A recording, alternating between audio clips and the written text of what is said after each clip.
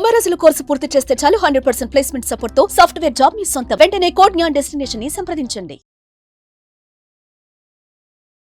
నమస్కారం అలగారి రవీంద్రనాథ్ గారు. నమస్తే అండి శ్రీ గారు. నిన్న మనందరికి కూడా తెలుసు, ప్రణయ్ హత్య కేసులో ఒక కీలకమైన తీర్పునైతే కోర్టు ఇవ్వడం జరిగింది. 6గురికి జీవితాంతం శిక్ష అండ్ అలాగే ఒకరికి ఉరి శిక్షను విధించడం జరిగింది. ఇదంతా జరిగినా కూడా అమృత ఎలాంటి స్పందన లేకుండా, అంటే ఏం రెస్పాన్స్ అయితే ఇవ్వకుండా ఉండడం మనం చూస్తూ ఉన్నాం. లాస్ట్ టైం మాత్రం మా నాన్న చనిపోవాలి, నేను అదే చూస్తున్నాను అని కూడా మాట్లాడడం జరిగింది. కానీ ఇప్పుడు తను రెస్పాన్స్ అవ్వకపోవడానికి గల కారణాలు ఏంటి? అండ్ చాలా మంది ఈ మధ్య కాలంలో అమృత సెకండ్ మ్యారేజ్ చేసుకుంటుందా అన్న క్వశ్చన్ అయితే ఎక్కువగా మనం వింటూ ఉన్నాం. దీనికి సంబంధించిన డీటెయిల్స్ ఏంటి, దీన్ని ఏ రకంగా చూడాల్సిన అవసరం ఉందంటారు సార్? ప్రేమ ప్లస్ పెళ్లి = 10 కుటుంబాల సర్వనాశనం అన్న క్యాప్షన్ ఈ మొత్తం ఎపిసోడ్ గురించి మనం మాట్లాడుకోవచ్చు. అంటే అనాలోచితంగా చేసినటువంటి ఒక ప్రేమ అది పెళ్లిగా మరి ఆ ప్రేమ పెళ్లి చివరికి 10 కుటుంబాలు సర్వనాశనం అయిపోయాయని కారణం. అయితే జరిగిన సంఘటన మనం 2 కోణాలుగా చూడాలి. ఒకటి న్యాయపరంగా చూడాలి, ఇంకొకటి మానవీయ కోణంలో చూడాలి. మానవీయ కోణంలో కొన్ని రకాల ఆలోచనలు కనిపిస్తాయి. న్యాయపరంగా ఇచ్చే తీర్పులు, ఈ తీర్పు గురించి విశ్లేషణ, నేను జరిగిన సంఘటన అదంతా 100% కరెక్ట్. ఇక్కడ ఎవరు చేసింది రైటు, ఎవరు చేసింది తప్పు, సంఘటన జరిగింది. మారుతీరావు గారు ప్రేరేపించారు. మారుతీరావు గారు ఈ యొక్క కుట్రలో ప్రధాన భాగస్వామిగా ఉండి తన ద్వారా కొంతమంది సుపారీ వాళ్ళకి ఇచ్చి వీళ్ళందరూ కలిసి ఒక వ్యక్తిని, ఒక నిండు ప్రాణాన్ని పూర్తిగా చంపేయడం అనేది అత్యంత దారుణంగా, అత్యంత పాశవికంగా, నిర్దాక్షిణ్యంగా నడి రోడ్డు మీద చంపడం అనేది ఎవ్వరు కూడా యాక్సెప్టెన్స్ ఇవ్వరు. 100% మారుతీరావు గారు చేసినటువంటి సంఘటన ఏదైతే ఉందో అలాంటి ఆలోచన కూడా తప్పు. సో ఇది కనువిప్పు కావాలి. ఈ తీర్పు అన్నది ఒక కనువిప్పు కావాలి. అంటే అలాంటి ఆలోచన చేస్తే తప్పనిసరిగా భారీ మూల్యం చెల్లించుకుంటారు, జీవితాల పనంగా పెట్టాల్సిన పరిస్థితి వస్తుందని నిన్న జరిగిన తీర్పు ద్వారా మాట్లాడుకోవచ్చు. సో న్యాయ వ్యవస్థ ఏర్పాటు చేసినటువంటి న్యాయ వ్యవస్థ ఇచ్చిన తీర్పు అయితే 100% గౌరవిస్తాం. డెఫినెట్గా న్యాయ వ్యవస్థ ఇచ్చిన తీర్పు కూడా సహేతుకం అని చెప్పి మనం మాట్లాడుకోవచ్చు. ఇక రెండో కోణాన్ని మనం పరిశీలించినట్లయితే, అంటే ఒక తెలిసి తెలియని వయసులో జనించిన ఒక ప్రేమ, అంటే యువకులు ఈరోజు ఏదైతే సొసైటీలో ఎవరైతే ప్రేమ పెళ్లి అనుకుంటూ వెంపర్లాడబడుతున్నారో ఇది ఎక్కడికి దారితీస్తుంది? మనం చేసిన చిన్న అనాలోచితమైనటువంటి ఒక చిన్న ఇన్సిడెంట్ వల్ల ఇంతమంది తన జీవితాలను నాశనం చేసే క్రియకి ఈ యొక్క కేవలం ప్రేమ అన్నటువంటి సంఘటన దారితీసింది. ఆ రోజు ఈ అమ్మాయి ఇంకా అంటే చిన్నప్పటి నుంచి కూడా ఒక సినిమాటిక్ స్టోరీ అని మనం కొన్ని ఎపిసోడ్లు కూడా మాట్లాడుకున్నాం. ఒక సినిమాటికే జరిగింది. ఇద్దరు మంచి స్నేహితులు, ఎవరు ఈ ప్రణయ్ తండ్రి కావచ్చు, లేకపోతే అమ్మాయి అమృత యొక్క తండ్రి, ఇద్దరు కూడా చిన్నప్పటి నుంచి స్నేహితులు. వాళ్ళకి కాలం కలిసి వచ్చింది. మారుతీరావు గారు కాస్త ఆర్థికంగా నిలదొక్కున్నారు. అయితే ఎంతో గారాభంగా, ఎంతో అల్లారముద్దగా చిన్నప్పుడు తన కూతురు ఏకైక పుత్రిక, మళ్ళీ బ్రదర్స్ సిస్టర్స్ అవ్వలేరు, ఒక్కగానొక కూతురు ఎంత ఆస్తిని సంపాదించుకున్నాడు కాబట్టి ఆ ఆస్తిని మొత్తం కూడా తన కూతురికి ఇవ్వాలి అని ఎంతో ప్రేమగా సొసైటీలో స్టేటస్గా ఉండాలని ప్రేమించడం తప్ప, మారుతీరావు గారు ఆలోచించడం తప్పు కాదు. కానీ ఆ ఆలోచన యొక్క పరిష్కారం అంటే ఇది కాదు. ఒక కూతురి మీద ప్రేమ పెంచుకోవడం తప్పు కాదు, ఆ కూతురికి సరైన సంబంధం చేయాలని అనుకోవడం తప్పు కాదు. కానీ తనకైతే తన ఇష్టానికి వ్యతిరేకంగా తన కూతురు అయితే ఏదైతే తీసుకుందో ఆ నిర్ణయం మీద తప్పని చెప్పి అందరం ఒప్పుకుంటాం. కానీ ఇక్కడ నేను మాట్లాడుతున్న వెర్షన్ అమ్మాయి వెర్షన్లో మాట్లాడుతున్నాను, అమృత వెర్షన్లో మాట్లాడుతున్నాను. అమృత ఆ రోజు అబ్బాయిని ప్రేమించడం తప్పు కాదు, కానీ పెద్దల్ని ఒప్పించాల్సిన అవసరం కూడా ఉంటుంది. మీరు ప్రేమించుకోవడానికి ఎటువంటి అర్హత లేదు, కానీ పెళ్లి చేసుకొని జీవితంలో ఒక జీవితాంతం కంటిన్యూ మీతో ఒక లైఫ్ పార్ట్నర్ వెళ్ళాలంటే ఖచ్చితంగా వాడికి అర్హత ఉన్నాయా లేదా? తన పేరెంట్స్ కూడా ఆలోచించేది అదే. మా పిల్లని ఒక మంచి వ్యక్తిని చేతిలో పెట్టాలని పేరెంట్స్ ఆలోచిస్తారు.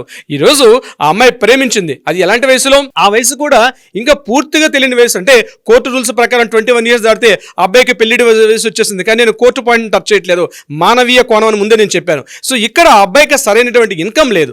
అప్పటిగా 12-13 సబ్జెక్ట్స్ బ్యాక్లాగ్ పెట్టుకున్నాడు. ఏ కుటుంబంలోనైనా ఏ తల్లిదండ్రులు కూడా ఒక యోగ్యుడు తన అల్లుడు రావాలని కోరుకుంటారు ఈ విషయంలో. అయితే ఈ అబ్బాయికి ఆ యోగ్యత ఉందా లేదని చెప్పి ఆ తండ్రి ఊహించలేదు. విషయంలో జరిగింది, పెళ్లి జరిగింది.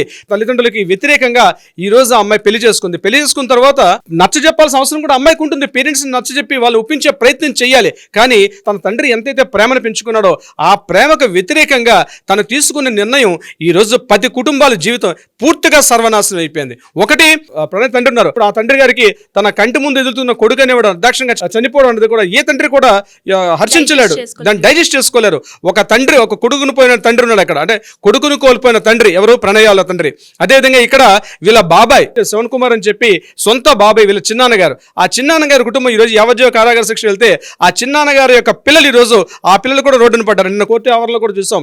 ఆ శ్రవణ్ కుమార్ యొక్క ఆ అమ్మాయి వాళ్ళ కూతురు వచ్చేసి నిన్న కోర్టు బయట ఆవిడ కంట సోషాలు పెడుతుంది, మా నాన్నగారు ఏమి తప్పు చేయలేదు. సరే తప్పు చేశారో తప్పు చేయలేదు, న్యాయస్థానాలు తీర్పునిచ్చాయి కాబట్టి గౌరవిస్తాం. కానీ ఈరోజు వాళ్ళకి తండ్రి లేనటువంటి, అంటే బతికున్నా బతికి లేనట్టుగా ఆ తండ్రికి ఈరోజు తండ్రి లేనటువంటి లోటు ఆ పిల్లలకి ఈరోజు కంఠశోషం మిగిలిపోయింది. తనకు తండ్రి లేడు, తన బాబాయ్ పిల్లలకి తండ్రి లేకుండా చేసింది ఈరోజు. అదేవిధంగా తను ఏదైతే వ్యక్తిని ప్రేమించిందో ఆ తండ్రికి కూడా కొడుకు లేనటువంటి ఆశితిని కూడా కలిపి, అంటే ముగ్గురు తండ్రుల యొక్క కంఠశోష. అంటే ప్రేమ అనేటువంటి వ్యవహారం ఎక్కడి దాకా తీసుకెళ్ళింది, పరాకాష్ఠకు తీసుకెళ్ళింది. ప్రేమించడానికి అర్హత లేకపోవచ్చు, ప్రేమించడానికి తల్లిదండ్రులను ఒప్పించాల్సిన అవసరం కూడా లేకపోవచ్చు, కానీ ఖచ్చితంగా పరిస్థితులు గమనించాలి. ఈనాటి యువకులు ఎవరైతే ప్రేమ, ఎవరైతే పెళ్లి అనుకుంటూ పడుతున్నటువంటి నేటి ఆధునిక సమాజంలో ఉన్న యువకులకు నిన్న జరిగిన సంఘటన ఎంటైర్ ఈ యొక్క ఎపిసోడ్ ఏదైతే ఉందో, ప్రణయ్, అమృత అండ్ ఫాదర్ అమర్తీరావు గారి యొక్క ఎంటైర్ ఈ ఎపిసోడ్ మొత్తం కూడా ప్రతి ఒక్కరు కూడా, అంటే దీన్ని స్టడీ చేస్తే ఎన్నో యాంగిల్స్ దీన్ని కనిపించాల్సి వస్తుంది. ముఖ్యంగా అమృత ఇచ్చిన తప్పు అంటే ప్రేమించడం తప్పు కాదు, కానీ పెద్దల్ని కన్ఫ్యూజ్ చేయకుండా పెద్దల్ని వాళ్ళని ఇంప్రెస్ చేసిన బాధ్యత ఉంది. 2009లో ఒక సినిమా కూడా వచ్చింది, అంటే ఈ సంఘటన జరిగిన 2018లో, కానీ 9 ఏళ్ల క్రితమే అంటే ఈ సంఘటనకి 9 ఏళ్ల క్రితమే బొమ్మరిల్లు ఒక సినిమా కూడా వచ్చింది. అందులో కూడా ఇలాగే ఉంటుంది. ఆ పిల్లలు యాక్సెప్టెన్స్ ఇవ్వకపోతారు. యాక్సెప్టెన్స్ ఇవ్వకపోయినప్పుడు కూడా ఖచ్చితంగా వాళ్ళ పేరెంట్స్ని యాక్సెప్టెన్స్ చేసుకొని పెద్దల్ని ఒప్పించేసి వాళ్ళు పెళ్లి చేసుకుంటారు. అంటే ఆల్రెడీ 10 ఏళ్ల క్రితమే వచ్చింది విషయం. అంటే ప్రేమించి పెళ్లి చేసుకోవడం తప్పు కానప్పుడు కూడా పెద్దల్ని ఒప్పింపజేయడం, అంటే పెద్దల్ని కన్విన్స్ చేయడం అది చాలా ఇంపార్టెంట్. ఇక్కడ ఈనాడు కుర్రోళ్ళు ఏమవుతున్నారంటే ఈ ఇన్స్టాల్ అని చెప్పి రకరకాల ఈ సోషల్ మీడియా మాధ్యమాల ద్వారా ఇంప్రెస్ అవుతున్నారంటే కాలం మారుతున్నా పెళ్ళిన తంతు మారలా, కానీ అందులో ఎన్ని కుటుంబాలు చివరిదాకా కలిసి ఉంటున్నారని చాలా చాలా ఇంపార్టెంట్. ఈ విషయానికి మనం ఆలోచించినప్పుడు ఒక నేర్చుకోవాల్సిన ఎపిసోడ్ ఇది. ప్రతి ఒక్కరికి ఈరోజు మోడర్న్ సొసైటీలో మేము ప్రేమలో ఉన్నాము, మేము ఒక అబ్బాయిని ప్రేమిస్తున్నాం, లేకపోతే ఒక అమ్మాయిని ప్రేమిస్తున్నాను ఎవరైతే ఉంటున్నారో, ఇన్ని రకాల జీవితాలు ముడిపడి ఉంటాయి. మీ ఇద్దరు వ్యక్తులకు మనసులు కలిస్తే కాదు, మనుషులతో సత్సంబంధాలు కూడా మీకు ఉన్నాయి. అది గమనించాల్సిన పరిస్థితి ఈ పిల్లల చేతిలో కూడా ఉంటుంది. కన్ఫ్యూజ్ చేస్తే ఎంటైర్ జీవితాలు రోడ్డున పడి అత్తలా కుతలం అయిపోయి ఆ జీవితాలకు అక్కడ వంశాలు కూడా నాశనం అయ్యే పరిస్థితి వచ్చింది. చివరికి దీనికి ఏం పులిపోయినంటే పరువు హత్య, హానర్ మర్డర్స్ అని చేశారు. అది హానర్ మర్డర్ అయిండొచ్చుగాక, నేను దాన్ని కాదనట్లు, అది అవునా కాదని కోర్టు నిర్ణయిస్తుంది. ఇక్కడ కోర్టు ఏంటి, సంఘటన జరిగిన తర్వాత ఆ సంఘటన తప్ప ఒప్పు అని చెప్తుంది కోర్టు వరకు, కానీ ఆ సంఘటనకి పూర్వం దారితీసిన పరిస్థితులు ఏమిటి ఖచ్చితంగా మనం మానవీయ కోణంలో చూస్తే తప్ప మనకైతే విషయం అర్థం కాదు. ఈ సంఘటనకు సంబంధించి ప్రతి ఒక్క ఈరోజు యువకులు చదువుకుంటున్న కుర్రాళ్ళందరూ కూడా, అంటే 24 ఏళ్ల వయసులో ప్రేమించడం తప్పని 100% ఏజ్ లిమిట్ వచ్చేసింది కోర్టు ప్రకారంగా. 21 ఏళ్ల వయసు వచ్చింది కాబట్టి నేను అమ్మాయిని పెళ్లి చేసుకొని నేను తీసుకెళ్తాను. ఈరోజు రీసెంట్గా నేను ఒక ఆర్టికల్ సర్వే చూశాను సిరి గారు, ప్రధానంగా మోర్ దాన్ 65% అమ్మాయిలు ఈరోజు కొంత టీనేజ్ దాటిన అమ్మాయిలు ఇంట్లో చెప్పా పెట్టకుండా బయటకు పారిపోతున్నారు. అంటే వాళ్ళకి ఆ మానసిక స్థాయిలో టీనేజ్ వ్యవస్థలో వాళ్ళకు ఉన్నటువంటి ఆ ప్రెజర్స్ కావచ్చు, ఒత్తిడి కావచ్చు, వాళ్ళకి కలిగిన ఫీలింగ్స్ కానీ షేర్ చేసుకోవడానికి ఇంట్లో పెద్దలతో మాట్లాడుకోలేని పరిస్థితి. మాట్లాడుకుంటే వాళ్ళు ఇమ్మీడియట్గా జడ్జిమెంట్ ఇచ్చేస్తారు. ఇక్కడ పేరెంట్స్కి ఒక లోపం కూడా ఉంది. వాళ్ళ విషయాన్ని ఏదైనా పేరెంట్స్కి షేర్ చేసుకుందామంటే పేరెంట్స్ ఇమ్మీడియట్గా జడ్జిమెంట్ ఇచ్చేస్తారు, ఇది తప్పు, ఇలా నువ్వు చేయొద్దని చెప్పి. దాన్ని యాక్సెప్టెన్స్ ఇచ్చే దూరంలో ఆ ఏజ్ ఉండదు. దీనివల్ల ఎక్కడ దారితీస్తున్నాయి, ఆడపిల్లలు ఇల్లు దాటి హాస్టల్స్ అని మరొకటి అని చెప్పి తమ సొంతలను విడిచిపెట్టి బయటకు వెళ్తున్నారు. ఈ రోజు గుండె మీద చేసుకొని చెప్పండి ప్రతి పేరెంట్కి, మీ అమ్మాయి హాస్టల్లో ఉంది తెలుసా, మీ అమ్మాయి ఎక్కడ ఏ ప్రదేశం ఉంది తెలుసా, మీ అమ్మాయి ఎవరితో మాట్లాడుతుంది తెలుసా, మీ అమ్మాయి యొక్క ఫ్రెండ్స్ ఉన్నారు మీకు తెలుసా.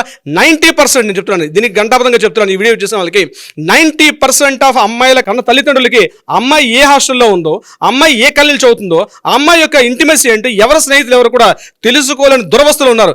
ఇంత సోషల్ మీడియాలో ఇంత టెక్నాలజీ డెవలప్ అవుతున్న ఈ యుగంలో కూడా తన కన్న కూతురు ఎవరెవరితో మాట్లాడుతుంది, ఏ హాస్టల్లో ఉంటుందని తెలియని అడ్రస్ కూడా తెలియని స్థితిలో చాలా మంది పేరెంట్స్ ఉన్నారు. గట్టిగా మాట్లాడితే ఏమవుతుందో తెలియదు. 18 ఏళ్ళు దాటిన పిల్లలతో మాట్లాడితే మేజర్ అంటారు. సో ఒక పేరెంట్స్ ఈ రోజు నేను కొన్ని కేసులో చూశానండి సిరి గారు, కళ్ళ ముందు ఆ అమ్మాయిలు ఏం చేస్తున్నారంటే పోలీస్ స్టేషన్ లో తల్లిదండ్రులను తీసుకెళ్లి, నేను అబ్బాయిని ప్రేమించాను కాబట్టి అబ్బాయితో కలిసి వెళ్ళిపోతాను, మీరు ఇష్టం ఉంటే యాక్సెప్టెన్స్ ఇవ్వండి, లేకపోతే అబ్బాయి చేపట్టుకుని వెళ్ళిపోతానని చెప్తే ఆ అబ్బాయికి అప్పుడే పరిచయం అబ్బాయి, నెలలు కావచ్చు, 2 నెలలు కావచ్చు, రోజులు కావచ్చు, ఆ పరిచయం అబ్బాయితో చేపట్టుకుని వెళ్ళిపోతుంటే కన్న తల్లిదండ్రుల యొక్క కంఠ ఘోష ధారాపాతంగా ఉంది. వాళ్ళ పరిస్థితి చెప్పుకోలేని పరిస్థితిలో ఉన్నారు వాళ్ళు కూడా. అంటే ఈ పరిస్థితి దారుణమైన ఈ స్థితికి తీసుకెళ్ళడానికి అందరూ కారణమే, సమాజం కారణం, తల్లిదండ్రుల కారణం, అదేవిధంగా ఈ రోజు ప్రేమ అనేటువంటి వ్యామోహంలో పడే పిల్లలే ప్రధాన కారణం అవుతున్నారు. ఈ ఇన్సిడెంట్ ఏదైతే ఉందో ఇప్పుడు ప్రధానంగా అమృత అండ్ ప్రణయ్లకు సంబంధించి మనం మాట్లాడుకునే విధానానికి వచ్చినట్టయితే ఇది ఖచ్చితంగా ప్రతి ఒక్కరు దీని గురించి అనేక కోణాల్లో విశ్లేషించి వివరణాత్మకంగా తెలుసుకోగలిగితే తప్ప, లేకపోతే సమాజంలో చాలా మంది యువకులు పెడద్రోణ పట్టే పరిస్థితి ఉంది. ఇది కాకుండా ఇప్పుడు మీ క్వశ్చన్లో మీరు ఒక ప్రశ్న వేశారు, ఈరోజు అమృత మరొక పెళ్లి చేసుకోవడానికి దారితీసే డెఫినెట్గా ఇది ఆమె వ్యక్తిగత జీవితం, ఆమె స్వేచ్ఛా జీవితం, సమాజం, కోర్టులు యాక్సెప్టెన్స్ ఇస్తున్నాయి కాబట్టి డెఫినెట్ గా ఆమె చేసుకోకూడదని ఎవరు చెప్పరు. చేసుకుంటే ఎందుకు చేసుకుంటాం అని కొద్దిరోజులు అంటారేమో కానీ తప్పనిసరిగా ఆమెకు చేసుకునే హక్కు ఉంది. ఆమె చేసుకొని ఈ రోజు చిన్న ఏజ్ కాబట్టి తప్పనిసరిగా తన పిల్లలకి తన ఒక తండ్రిగా చూపించాల్సిన అవసరం కూడా ఉంటుంది. ఎందుకు చేసుకున్నాం అని అడగడానికి ఎవరు ఇక్కడ సాహసించరు. అదేవిధంగా చేసుకున్న విషయం తప్పు ఒప్పులని కూడా చెప్పరు. కానీ ఈరోజు తన జీవితాన్ని తను చూసుకున్నప్పటికి కూడా తనకు కూడా ఈరోజు కంటఘోషే. कारण తన తండ్రి ఈ రోజు కోల్పోయింది, తన ప్రేమికుడు కోల్పోయాడు, తన భర్త కోల్పోయింది, తన బాబాయ్ యొక్క కుటుంబం సర్వనాశనం అయిపోయింది. తనతో పాటు తన తండ్రిని నమ్ముకున్నటువంటి ఎవరైతే కారు డ్రైవర్ కావచ్చు ఎవరైతే ఉన్నారో తన తండ్రి మాత్రం చిట్టు చివరికి ఒక విషయం చేశాడు. ఆయన సూసైడ్ చేసుకుని వెళ్లే ముందు తన 100 కోట్ల ఆస్తిని కూడా ఎంటైర్ ప్రాపర్టీని ఏకే కూతురు రాసిచ్చేసి వెళ్ళిపోయాడు తండ్రి. అంతకుమించి ఏమీ చేయలేదు. ఆస్తులు అంతస్తులు అనేవి కూడా చిట్టు చివరిగా ఏదో ఒక మార్గంలో బయటకు వస్తాయి. కానీ బంధాలు, మానవీయ కోణాలు, బంధుత్వాలు, సంబంధాలు అనేవి మాత్రం తెగిపోయి పూర్తిగా అడుగంటిపోయిన స్థితిలో ఉన్నాం. ముఖ్యంగా యువకులు సోషల్ మీడియా అనే ప్రభావంలో మోజులో పడి ముఖ్యంగా ఒక అట్రాక్షన్, ఇన్ఫాచ్యుయేషన్ అనేటువంటి ఒక స్థితిలో పడిపోయి ఎటు వెళ్తున్నారో దారి తెన్ను తెలియని ఒక పరిస్థితిలోకి అగమ్యగోచరంగా తయారైపోయి ఉన్నారు ఈ రోజు నేటి యువకులు. సిరిగారు, సుమన్ టీవీలో మీ పర్సనల్ అండ్ బిజినెస్ ప్రమోషన్స్ కోసం కింది నెంబర్కి కాంటాక్ట్ చేయండి.